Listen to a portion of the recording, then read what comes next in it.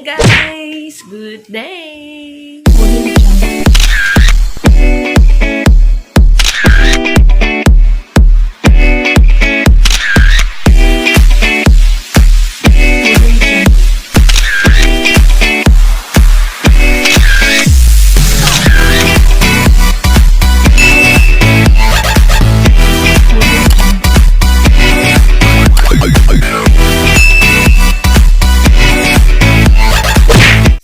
Na ng hapon.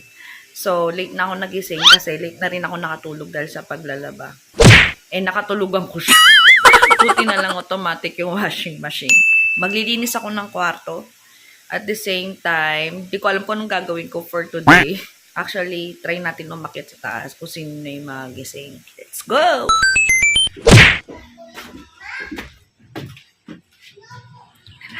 Ano? Ganda ka ba? Nga din. Umupo lang naman ako ah. Say hi. Hi. Say hi to my vlog. Hi. Love you. Hi guys. Wow! Asan mama? Upa. Sa baba. Upa. Ha? Laba. Naglalaba. Alam ko sa baba. Wala nga sa baba eh. Naglalaba siya? Kumain ka na? Ano kinain mo? Ano kinain mo? Double chicken. Ay.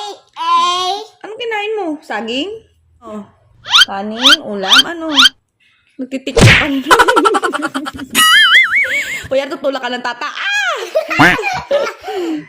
Ano kinain mo? Share mo sa amin. Ano kinain mo, be? Share mo sa amin. Alam ko ice cream, mami. Ice cream? Ice cream. Ice cream na naman. Yung kanin. Hindi ka nagkanin? Hindi ka nagulam? Una ko inap. Big O. Feeling dalaga ka naman, be. Nakakaloka ka. Wala ko ubas. Oh, hi ka naman sa mga viewers ko. Hi! Sabi mo, hi!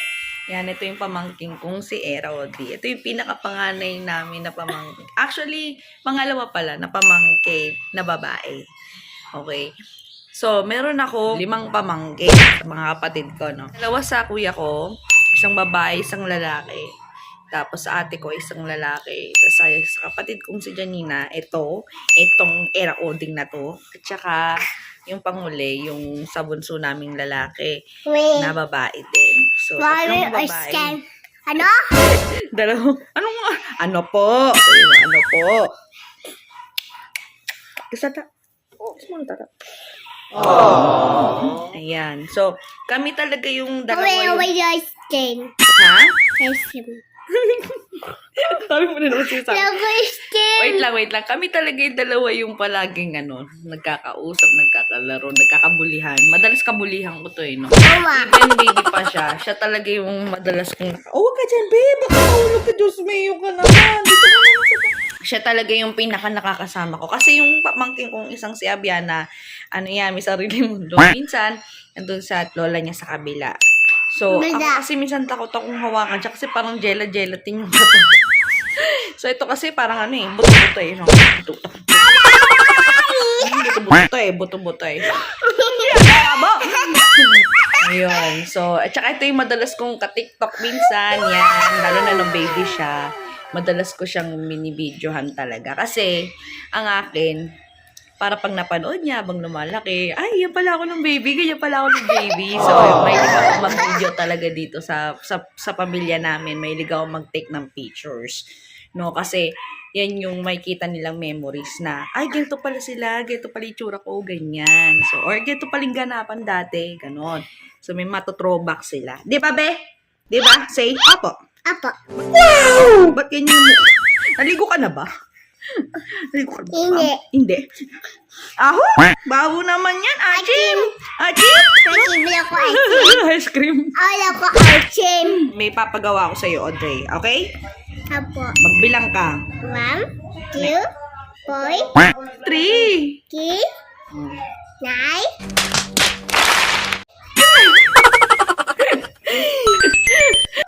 Loko-loko talaga.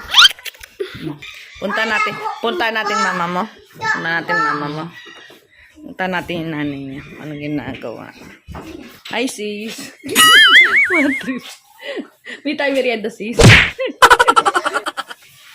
Papa, hindi, Tate, wait. O, yun dito. Okay na naman siya. Hello, ice cream. Hello, ice cream.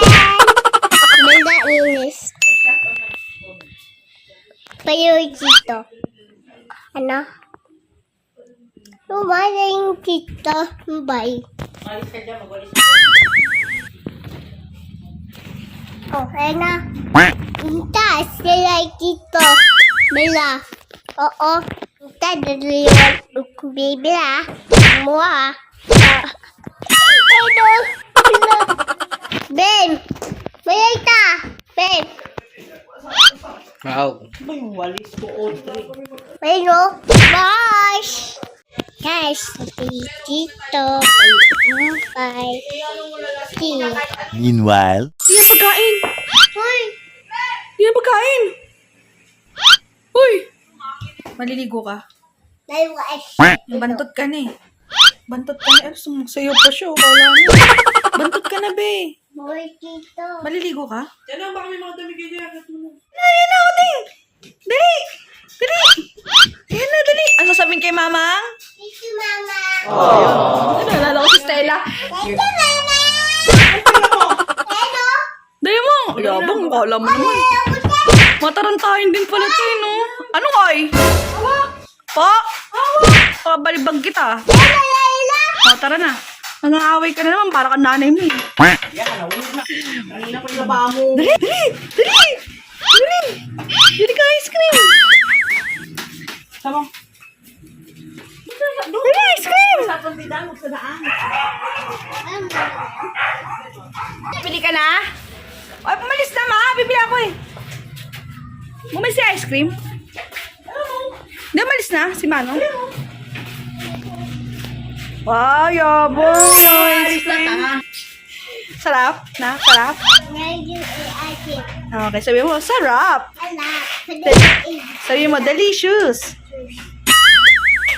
Wow! a few moments later. Hi guys! So, yan, anyway, umakit lang ako sa taas. Tapos, naglaro lang kami ni Audrey. Pero, bago ang lahat, may nangyaring hindi maganda. So, nag-away kami ng kapatid kong si Janina. Nagtalo kami kasi na-misunderstand niya yung sinabi ko. Pero, kalaunan naman, nagka-okay na kami, nagkaayos na kami. So, ngayon, magla-live selling kasi yung kapatid ko. So, sabi ko, marami din akong mga damit na hindi na talaga totally sinusuot at hindi pa nasusuot. So, nag-declutter ako ng mga damit. So, ito siya. Ang dami. I know. Sobrang dami niya po. Ayan. Sobrang dami. No? So, yan. Ibibenta po yan.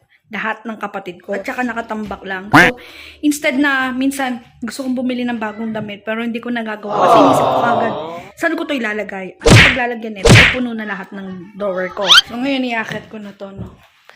Tara. So, yan. Dala-dala ko na siya. Pero, feeling ko wala si Janina dito. Nina! Nina! Ito na yung damit, ha? Lalagay ko na sa loob. Hindi ako na siya tinambak. So, lalagyan natin siya. $50. Ito.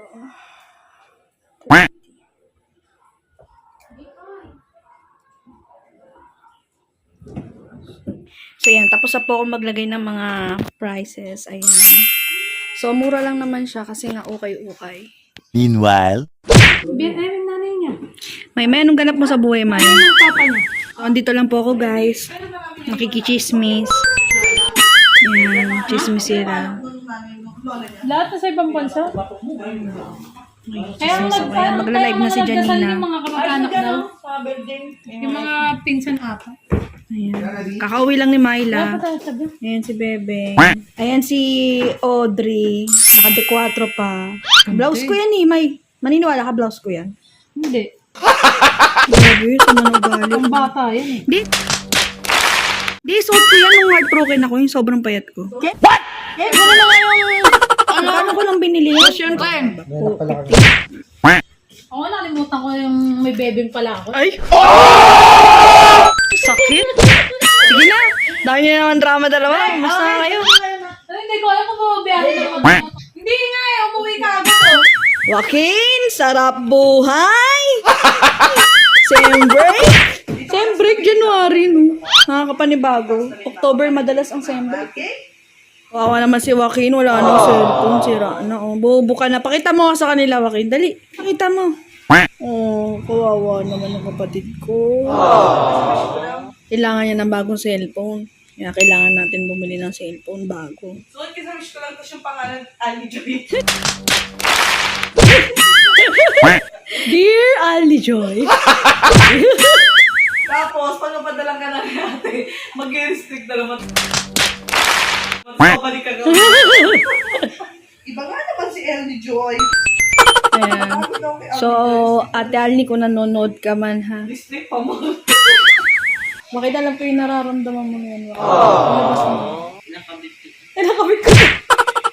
Pinapayak eh, no? Gumagana pa ba ang tanong kahit ikabit mo? Hindi na eh. Kahit ikabit mo yan, hindi na rin naman nagana. Kasi, ang lesson learned dyan, Joaquin, ingatan mabuti ang cellphone, hindi careless, bababaksak mo. Lagi mo nababaksak yung mga cellphone mo, patunay na yan. Mga nakaraang phone mo, ganun din na nangyari. So, mag-start na siya magukay. Ang arte naman ni Audrey. Nakita ko si Audrey. Sabi niya, Binabagay niya kasi yung damit niya sa Grabe. Parang ako yung ano, dress? Ano, kaloka ka naman. Ay, kahit ano. arte naman maglakad. Sis yan. Joaquin, manawagan ka na, oh. Kasi magbabalik vlogging na ako eh. Baka mapanood niya. Dali. Sira yung phone mo, oh. Manawagan ka na. Wax! Ayun na, nakabit na. Gumana ba? Black screen lang. Ang ginagamit mo yung kay mama, di ba? Oo, kaso reklamo. Kasi cellphone niya, hindi mo nga niya magamit. Ang arte naman ni Audrey. Kailangan talaga nakadekwarto siya. 1 hour later. Hi guys! So yan, so bagong ligo ng inyong ate. So kakaligo ko lang guys. At saka nanonood ako ng Tony Talks. So pinapanood ko yung buhay ni Kakay Bautista. No? Yun nga, ang ganun po lang kanina, naglaba ako, tapos nag-away kami ng kapatid ko, ginalingan niya yung pag-voice lesson niya kanina. I hope maganda boses niya, diba? So, tapos, narinig ng buong kapitbahay. Narinig ng buong kapitbahay yung bunganga niya. Dinubog. Janine. So, pero nagka-misunderstanding lang kami. Pinaliwanag ko sa kanya mabuti kung ano yung pinupunto ko. And yun nga, lumapit siya. Tapos siya rin yung nag-ano na ganito nga. So, naiintindihan ko naman siya sa part na yan na yung na-misinterpret niya, nagalit siya. Kasi yung pagkakaintindi nga. Pero naayos naman. Actually guys, nagre-request pa siya. Mag-reality daw kami. Mag-reality show daw kami sa YouTube channel ko. Sabi ko nga sa kanya, go ako sa reality show. Sabi ko gano'n. Go ako sa reality show. Para malaman nyo talaga kung sino ako. No? Inside and out. Ayoko rin kasi yung parang nagpapaka-impocrite. No? So, ang hirap nun. Kaya pag ginawa namin yung bagay na yon, dapat talaga all out kami kung ano yung mangyari, ano yung on the spot na mangyari, dapat ma-videohan namin. So sabi ko, hindi ko yun ma-videohan agad-agad kasi isa lang naman ang camera ko. Cellphone lang. Sabi ko, wala nga akong camera sa bawat bahay, no? So, tsaka na yan reality show na yan. Ang kinaganda lang naman kasi sa reality show, napapakita mo kung ano talaga yung nangyayari, kung ano ka talaga. Hindi mo pwedeng itakip yon sa mga taong manonood kung sino ka. Pero ang akin kasi, wala pa kami enough equipments para sa ganyan. So ngayon, nagbablog lang ako. Gusto ko lang bumalik sa pagbablog kasi talaga na-miss ko talaga siya ng todo. At saka, isa rin sa mga reason kung bakit ko, at saka sinasabi ko na yan noon sa mga dati kong vlog, isa sa mga reason kung bakit ako nagbablog is just to have a video na matutrowback namin in the near future. Pagtandaan kami, makita namin yung dati namin itsura, yung mga memories na nagaganap dito sa bahay namin, kumbaga makikita namin, mapapanood namin. So, pati yung mga pamangkin ko, makikita nila itsura nila ng mga bata. So yun, kasi sa panahon ngayon, parang hindi na uso ang photo album eh. Kumbaga dati, usong-uso yung photo album. Yung bawat bahay na makikita mo, may photo album yan na mula pagkabata, yung mga nangyari dati, ganyan, mga ganapan. So ako, dati, pag pupunta ako sa isang bahay, lagi ko unang tinitingnan yan, photo album. Photo album talagang naalala ko, lagi ko unang hinahanap sa mga bawat bahay na pinapasukan ko or pinupuntahan ko. So, for example, yung kapitbahay namin, nakita ko agad yung photo album, yun na talaga yung, wala na akong pakialam sa inyo kung anong ginagawa niyo, basta ako nag-dating na ng photo album. Even sa bahay namin, even sa bahay ng mga tiyahin ko. Kasi parang sabi ko, parang di nawala sa akin yan, yung curiosity na, ay, gusto ko makita yung dati nila itsura, yung gusto ko makita yung dati nilang bahay, gusto ko makita yung mga events dati. So, yun. So, ngayon kasi sa panahon ngayon, iilan na lang yung mga bahay na may photo album. Kasi nandiyan na si Facebook. Pagka-picture, upload na agad sa Facebook. So, parang ang nagiging photo album mo na is yung Facebook, di ba? Or iba pang social platforms like Instagram, kahit anong social platforms na pwede mo ma-stock yung mga picture, di ba? So, yun lang yung mababahagi ko sa inyo ngayon. Dahil ordinary day lang naman ngayon. It's Wednesday, so dito lang sa kwarto. At saka at the same time, nagre-relax ako. Kasi nga, may mga work pa akong a-applyan. Meron pa akong interview sa Friday. And then, sa February 5, may training akong a-attenan. Which is, ano lang naman, virtual training, no? Kasi nga, ang ina-applyan ko is work from home. Kasi para sa akin, napagod na ako mag-commute. Napagod na ako magbiyahe.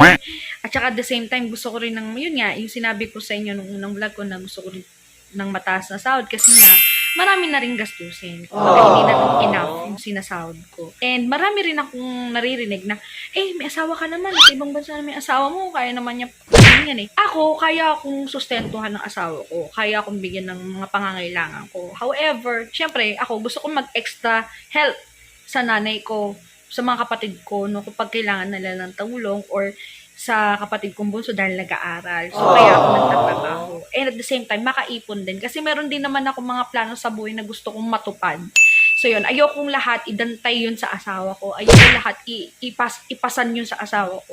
No, kasi yung asawa ko may ganun din, no? Meron din siyang sarili pangangailangan doon.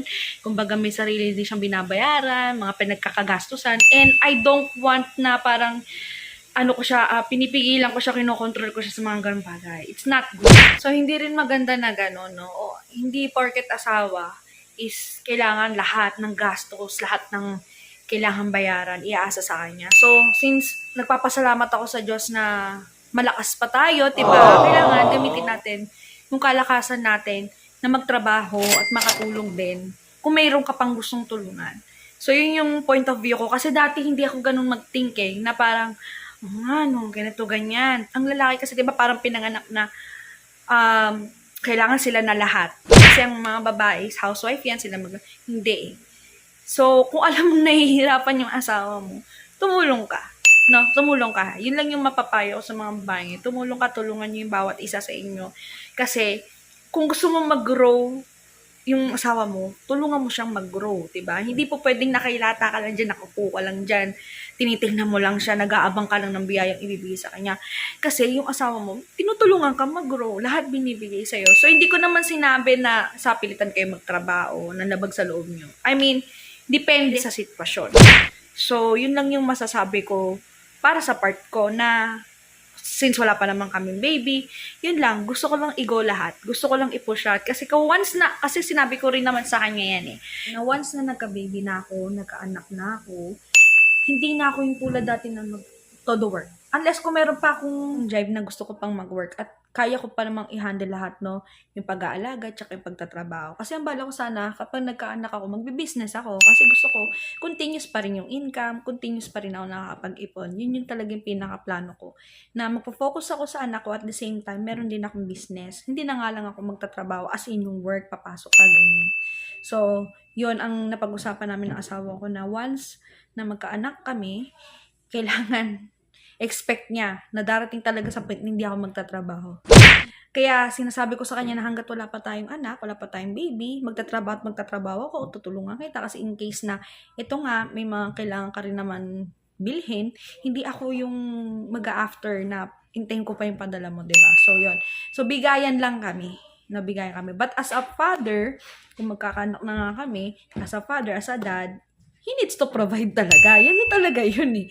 Needs, talagang totoo yung kailangan ibalik yung yung patriarchy na situation na kailangan mo ikaw lahat. Ikaw lahat. And then, yung wife mo, yun yung magkikare ng lahat ng bagay. Like, aalagaan kayo, asikasuhin kayo. Yan. Napaka-important yun. So, yun lang. I mean, na-share ko lang. Mas baka may mapulot kayo sa akin na aral or na idea na, oo nga naman, bakit naman di natin gawin to? So, depende yan, situational yan. So, kung pares naman kayong lubog din, kailangan nyo din, diba, magtrabaho ng magtrabaho. At saka, ang mapapayo ko is, pag ako kasi meron, di ako mapakali. Parang, umali ka, ganito tayo sa mga kapatid ko. Pero, natutunan ko na, nung time na nawalan din ako, yung sobrang zero din ako sa buhay. You need to have a limit talaga. Sa pagbibigay, kasi iba yung magkaroon ka ng limit na magbigay ka kaysa magdamot ka. Napakaibang, sitwasyon. Incomparable. Na, kung nagtitipid ka, at kailangan mo unahin yung sarili mo, hindi ka ramutan yon. No, kasi may sarili kayong buhay, at kung alam nyo naman na ayaw nyo mahirapan, kailangan may gawin kayong bagay na dapat yung gawin para makuha nyo yung gusto nyo.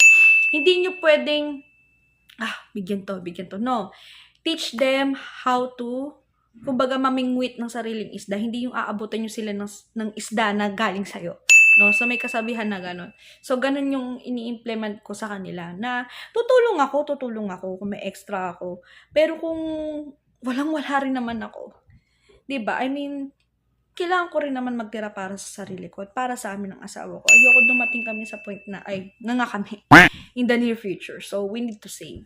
So, yun yung yun yung naiisip ko at natutunan ko, no, habang tumatagal, no? Kasi hindi naman habang buhay malalakas tayo. Hindi habang buhay kaya natin magtrabaho. We need to make sure na bago tayo dumating sa point na sobrang hindi na natin kaya magtrabaho, we are secured. So, ganun naman ako mag-think. And, yeah, marami akong mga plans and sana, by the God's grace, matulungan ako, mabigyan niya ako ng maraming biyaya. And I know naman na lahat ng mga pinapangarap ko, lahat ng gusto ko, ay para din naman sa akin, sa pamilya ko. Kasi yun lang naman yung akin. And, talagang puspusan tayo ng maraming biyaya. Why not natubulong sa iba? Why not magbigay sa iba? Napakadali. Kaya minsan may mga kaibigan ako, may mga kakilala ako na magme-message sa akin na, ganito, ganyan, nanghihingi ng tulong. Na para sa akin na, okay, sige, hingi lang ng tulong. Pero minsan din ako nakapag-reply kasi nahihiya ako. Sobrang nahihiya. Bakit? Hindi ako makapagbigay. Ganun ako eh. Ako yung nahihiya pag hindi ako nakakapagbigay. Kasi syempre, lalo na yung tao na yun, natulungan ka dati, tapos hindi mo matulungan na. Kasi nga nagkataon din na yung humingi siya ng tulong, walang-wala ka rin. Nakasiro ka din. So, nahihiya akong magsabi na parang ano ba naman yan, baka isipin, tinatanggihan ko or whatever. But yeah, that's the reason why hindi ako nagre-reply sa mga chats niya. Sorry talaga. Kasi sobra akong nahihiya kasi wala akong mapahiram, wala akong maibigay, wala akong maitulong. Pero, kapag naman nagkaroon ako, para sa akin, sila rin naman yung una kong tutulungan, una kong lalapitan para bigyan ng tulong ko. Kasi nga, syempre, kumbaga hindi naman sila nawala nung ako yung humingi ng tulong sa kanila. Kasi dumating naman ako sa part na sobrang hirap na hirap ako sa buhay. And then, sila yung mga tao na nandyan na tumulong sa akin nang sobrang down ako. So yun yung naranasan ko. And sorry talaga, humingi na ako ng sorry. Manood kayo ng vlog ko. Sobrang sorry na hindi ko kayo nare-replyan. Huwag yung isipin, porket nakapangasawa lang or porket trabaho lang. No, it's not like that because alam niyo naman sarili niyo. Sobrang taas na ng bilihin ngayon. Totoo lang. Kahit ako napapaano ko yung bumili ako ng ng patatas, isang peraso, ko. Magkano sa akin? 25 pesos. 25 pesos, isang peraso lang, Diyos ko. Grabe. So, yun lang. Yun lang yung share ko at masyado na mahaba yung vlogs ko for today. Stay tuned lang kayo sa mga vlogs na darating, no? Kasi araw-arawin ko na talaga. Wala naman talaga ako totally ginagawa and sobrang bored na rin ako. So, anyway guys, huwag niyong kakalimutan mag-like and subscribe dito sa aking YouTube channel, Jana Chachi Villegas. At sa TikTok ko, kung gusto nyo, i-follow nyo rin kapag napadaan kayo. Sa Instagram ko, i-follow nyo din kapag nadaan kayo. So, yun. And huwag niyo kakalimutan na i-share tong video na to because sharing is caring. O, diba? So anyway guys, until on my next video vlog, this is me, Jana Chachi, signing out. Ciao!